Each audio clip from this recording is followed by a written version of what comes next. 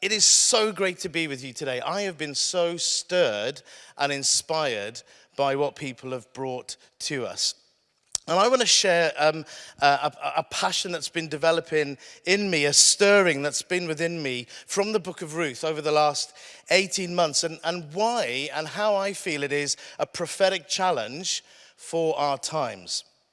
I found myself being transported to our current moment where the same questions could be asked. Ones I would like us to ponder while revisiting this story. So over the next 25 minutes, I really want to get in to this book and ask these three questions going on in our mind. Number one, is there redemption and rescue from a God who seems hidden?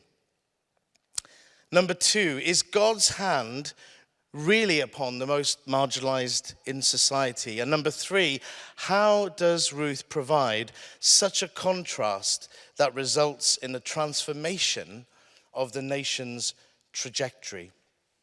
Through all of this, I think what was really coming out of me while I was praying was, I just kept hearing God say, it was time to unmute the muted. The people deliberately sidelined or oppressed in society because it was the person of Ruth who God used to change this story. So let's allow God to reveal to us what he is saying through her eyes to our different contexts. You know, where we begin is very important. If you start with the wrong information, you will end up in the wrong destination. I don't know if you know that.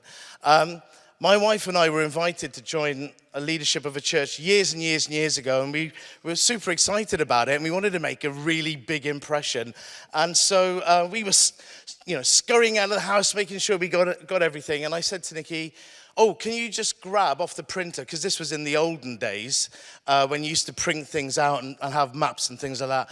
And I said, could you, go and get the address for Stanton House? What we didn't realize was that there were two Stanton houses, one in Oxford and one in Swindon. So we turn up to this place, and I remember thinking, this is amazing. We pull in, and we're looking at this place, and we're thinking, wow, this building is amazing. The architecture is amazing. We walked in, it's 4.5 stars. We're thinking, did the trustees know where these guys take their leadership teams on retreats? Wow, this is unbelievable. And so we're in reception, and we're sending a message to the senior leaders. I'm like, we're here. This is amazing. We're here.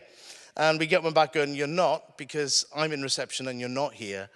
And we suddenly realized that we was 56 miles away on a very icy night, that only an A and a B road could get us to where we needed to go. So as you can imagine, my wife and I were praying wonderfully together, not disagreeing. The atmosphere was fantastic. There was no blame in the car at all.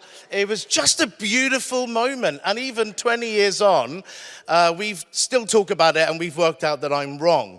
So, but if you start in Genesis 3, God is in a bad mood. Or so we would think. If we start at the very beginning in Genesis 1, God has made everything good, and he's made humanity very good. There's a slightly different perspective on the big story of Scripture.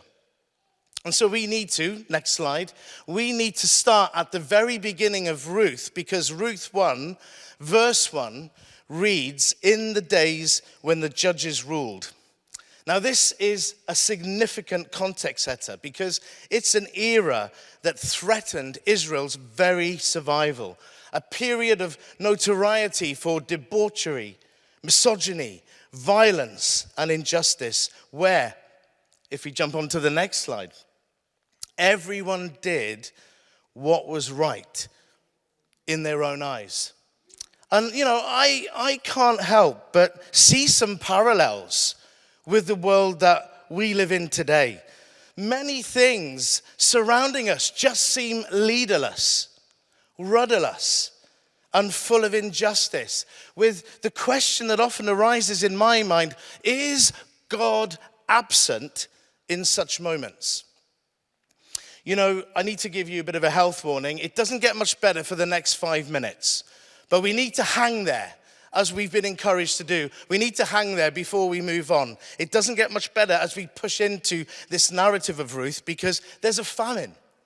And alongside such events would be pestilences and sickness, maybe even pandemics of some kind.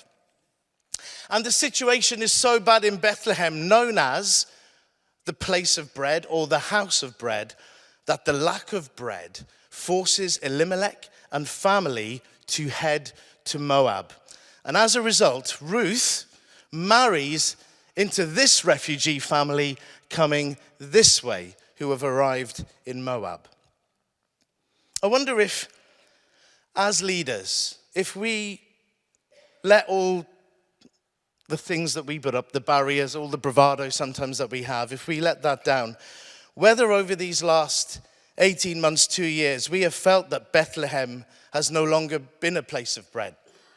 Life's been difficult or hard, challenging, and even wondering where God is in certain moments. COVID and re-entry, alongside a number of different crises, are ensuring that in this moment in history, there are no straightforward answers. Such depths of despair open up before us as this story develops. Because the truth is, and I say this all the time, in reality, the Bible is a story of traumatized people trying to work out what is happening and where God is in it all. Now, let's not forget this patriarchal and patrilineal society that these people are found in.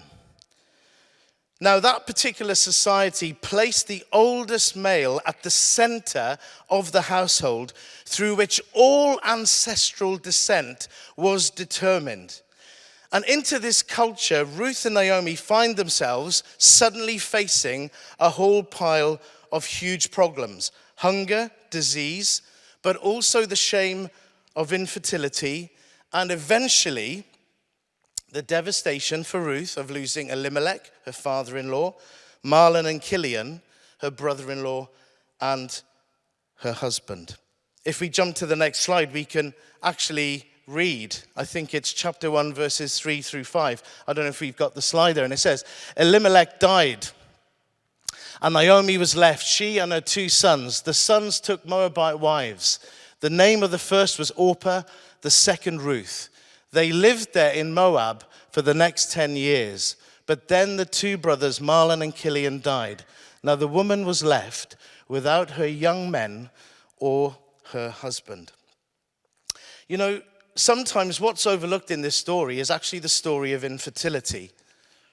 And that's a very personal story of mine. For 13 years of trying, my wife and I were infertile. Do you know the worst place to be infertile? Church.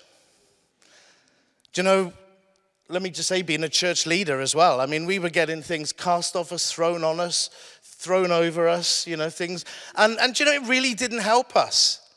And there's that kind of shame and pain that comes. And for my wife and I, we suddenly conceived one day and we cheered to the rafters, only for that child to die before we could actually give birth to our son. And it was deeply tragic. It was deeply painful.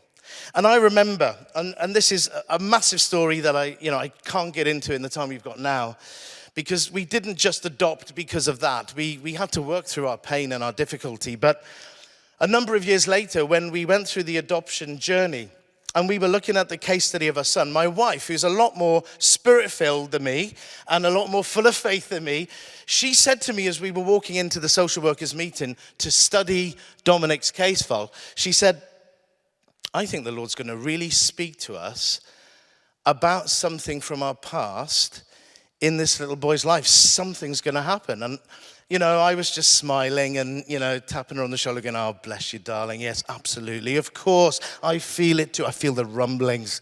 And we went in.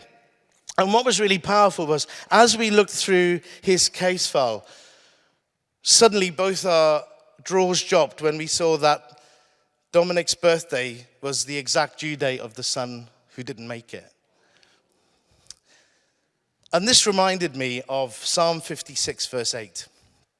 You keep track of all my sorrows. You have collected all my tears in your bottle. You have recorded each one in your book. You know, God remembers our pain. But will he remember Ruth and Naomi? Because back to the story, there's this thing called the Levirate law. Doesn't that sound really interesting? And it's what basically the Levirate law was that a man should accept responsibility for his deceased brother's childless widow. But the problem was that Ruth and Naomi had no other men to rely on. This is a significant, I want to really hone this into you. This is a significant crisis. There is no seed to carry on the family line. They are outside of family life. They are destitute. And I think of the pain and the grief and the loss and the devastation of our communities that are embodied in the stories of Naomi and Ruth. They live in a world that doesn't favor them. But, next slide. They hear that the house of bread, so things are looking up now, guys. Just you've held in there, haven't you? You've held in there with me. But now they're starting to hear that there is bread again in the house of bread. Chapter 1, verse 6. Maybe God isn't absent after all. Ruth suddenly does something quite courageous. And this is going to be our theme until the end. Ruth does something exceptionally courageous. She aligns herself with Naomi, someone even more vulnerable than her. She could have stayed in Moab, remarried, and she didn't. Naomi, she's an old woman who has no prospect of marrying and passing on the family line. In fact, she was actively discouraging Ruth from leaving Moab. I mean, have you ever been with somebody who's going, oh, please don't come with me. Can you just clear off? You've got to have a bit of persistence to push through that. But they embark on an unbelievably dangerous venture. We can read these Bible stories and go, oh, well, that's a really nice bit of information. But they embarked, traveling by themselves, women by themselves, from Moab to Israel in the time of the Judges. There's a reason we're told about this time. And again, this venture, it says something about Ruth. It says something about her courage. She is actively entering hostile territory. And as they enter Bethlehem, some of the people recognize Naomi and they call out to her. And if we see the next slide, we'll see Naomi's reply. Don't call me Naomi, she told them. Call me Mara, because the Almighty has made my life very bitter. It goes on to say, I went away full, but the Lord has brought me back empty. Why call me Naomi? The Lord has afflicted me. The Almighty has brought misfortune upon me. You know, at this stage, Ruth is not even addressed. She's not even mentioned. It may well be the reinforcement of how the Israelites felt about a Moabite. But this is a dangerous and precarious situation for a young female refugee. Yet God is at work behind the scenes in all these moments. And you know what impacted me really strongly at this point of the story is Naomi's lament. To name things as they are before God. You know, sometimes in the church we've pushed lament to one side because it's not a position and a posture of faith. Let me tell you something, you need a lot of faith to lament. To believe that God can hear you and meet you in your moment of need. And I wonder what it would look like if we could lament today for the things on our heart. Because if we can't lament with the things on our heart, we can't lament with authenticity for our communities. The lament shifts something in the story. It's a massive shift moment. And if we move on to the next slide, we see that Ruth's boldness and courage, it starts to go to another level. She actually heads off to the fields to pick up the leftover grain as they're harvested in chapter 2, verses 2 to 3. She's heading into a space that is not safe. How do we know? She meets Boaz, who highlights such dangers for a vulnerable Moabite female. He says to her, "Stay in my field." And this is what really struck me. Then he turns around to his workers and says, "Do not lay a hand on her." What kind of world is this? This is the so-called people of God living in the time of the judges. She is identified by the term Hasaba in chapter 2, verse 6. And this is so powerful because actually what it means is the one who has returned, even though she had never stepped foot in Bethlehem before. It's indicating a place of belonging. Now, again, I'm going to really sort of restrain myself from going off on a tangent, but this is a huge statement that I don't have time to unpack. It's the story of the gospel of family and hospitality breaking out in the Old Testament, revealing something of the heart of God. But whatever Boaz's role, he sees her and he creates space for her. And this is the provocation that I have in my spirit today, I feel like a prophetic provocation. Am I seeing and creating spaces for the Ruths in my community? Without trying to repeat myself, God is slowly unmuting Ruth and making her central because she is no longer the Moabite, she's just now Ruth. Something's shifting. And there seems to be favor in the air, so much so that Naomi gives Ruth a suggestion. Again, we probably don't catch it because we don't understand the culture, but this is filled with danger, right? She speaks to Ruth and suggests, and let me just say this, I don't think a mother figure should really be encouraging a daughter-in-law figure to do something quite like this. But she tells her to go and meet Boaz on the threshing floor and to place herself by his foot. Now, if this went wrong, it could end up in Ruth's shaming and death, because this is a shame and an honor culture. If this went wrong, this could be the end of it. Secondly, let me just say this. The Hebrew word for foot has a number of different meanings.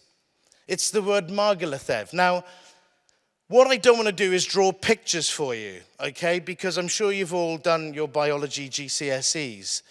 But the word margalathev doesn't just mean the foot, it means something else that can appear on gentlemen. You're all looking a little bit, do I need to draw a picture on your whiteboard, or are we all right? We're all okay. So if you're, the Hebrew writers, they're not scared of sex. Have you read the Song of Songs?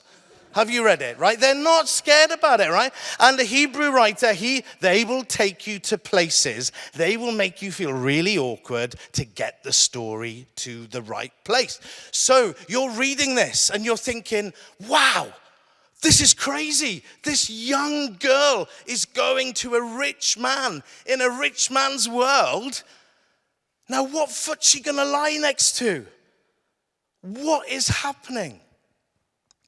It's a bit like when you watch a Netflix series and you think, I don't know if anyone else has this problem, but you watch episode 1 and you think, I'll watch 2 episodes tonight and I'll be really disciplined, and then I'll go to bed and leave it a week and watch it, and then 4 episodes later, you can't, shall we just watch the last one? Shall we just watch? I can't, but how's it going to finish? How's this thing going to work out? And I'm in this story and I'm like, what's going on? Will these 2 people in the time of the judges do as everyone else is doing and desiring? Or is something different happening here? Does the restoration of our places begin with 2 people of integrity Doing what is right when no one else is looking? Yes. This is a story about Boaz's openness and Ruth's courage and their joint integrity together. And what a transformation as we go to the next slide. What a transformation. So we're coming into land here. We end up in chapter 4 where Boaz, he buys not only everything that belonged to Elimelech, which is Ruth's father-in-law, but also everything that belonged to Kilian and Mahlon, her brother-in-law and her husband. Every bit of debt has been paid. This story gives clear anecdotal evidence of how redemption impacts vulnerable people and restores them into the safety of family. And that is something that just booms out of my heart, and I'm sure it booms out of your heart as you sit here. The restoration of family and the generosity of hospitality in the places where we minister. And I love on International Women's Day, I love that in a man's world, Ruth is celebrated in chapter 4, verse 15, as having proved better than 7 sons.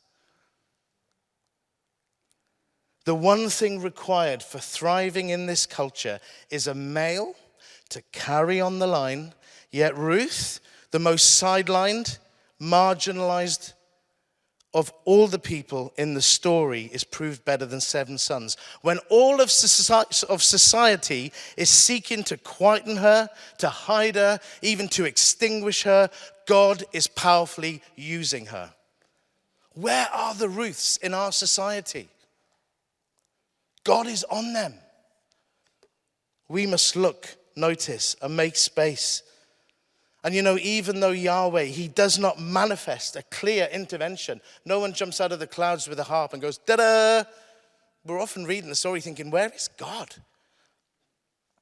The results in the final scene of chapter 4, verse 17, we are told of the birth of a son. And it says this, and they named him Obed. He was the father of Jesse, who was the father of David. The writer is using the genealogy to contrast the trauma and the corruption of the judges with hope for the future of the nation. The glorious coming empire of David and line to Christ. It is confirmation that God's hiddenness is not his absence. When we lost our son, I'll never forget, a couple of weeks later, it was the London Marathon. I didn't even realize. My head was so gone, I didn't realize it was the London Marathon. My wife and I went for a walk, as you do, on the embankment. I love walking up the embankment. I'm just a bit crazy. Some people like to walk in the fields where lambs are jumping. I like to walk up the embankment where buses are beeping, and I love the city. And we got to a certain point by Tower Hill, and it was just crammed, and my wife went, oh my gosh, it's the London Marathon. And I was like, wow, okay. So we stood there and we couldn't move. And all of a sudden in the distance, these people started running and there were 2 people. And I was thinking, what? It's not very competitive because my eyesight's really bad. I was like, 2 people next to me. Why doesn't one just zip ahead of the other? And I suddenly realized when they got close, it was the blind runners. That those people who didn't have vision were linked with a rope to another runner. And they ran past at a speed that was beyond my imagination. And the Holy Spirit fell on me and said to me, that's you and me. You can't see past the corner at the moment because of your grief, but you're going to make it to the finish because you're connected to me. God's hiddenness is not his absence. So, to wrap it all up, what is God saying to us today? Last slide. Well, what a story, right? A prophetic provocation for us today. It starts with a godless and leaderless society with famine, pandemics, pestilences, grief, loss, isolation, and it leads to the refunctioning of a family and a nation. The person used in it all is the most marginalized. And as a result of this text, we should be emboldened to stand up and champion such people. There should be a focus placed on the importance of engaging and listening across our villages, towns, and cities. We need a developed understanding of hospitality to those living in poverty and isolation on the margins as inequality continues to rise exponentially. There's other things like, how do we relate to God in tragedy, difficulty, and suffering when he seems hidden? You know, I believe such issues are pertinent as we are navigating through a post-pandemic world. In a time when the church has been accused of so much abuse, what would it look like for a community of faith to have integrity at its core? The adoption of servant leadership in place of celebrity culture, understanding that God values the mobilization of the whole church. You know, Ruth endured so much, yet through her pain, she aligned with somebody much less secure than herself, an older woman in Naomi. She intentionally entered hostile territory as a Moabite. She courageously entered the fields and approached a powerful man all by herself. Unbelievable courage and leadership from the most overlooked of all, a female Moabite refugee with no husband. You know, sometimes we think about people who are hidden, and we've heard it already today. We have this sort of like attitude of trying to help, but actually it's more about the fact that the Lord is on. The Lord is on so many people who have been hidden and are unseen.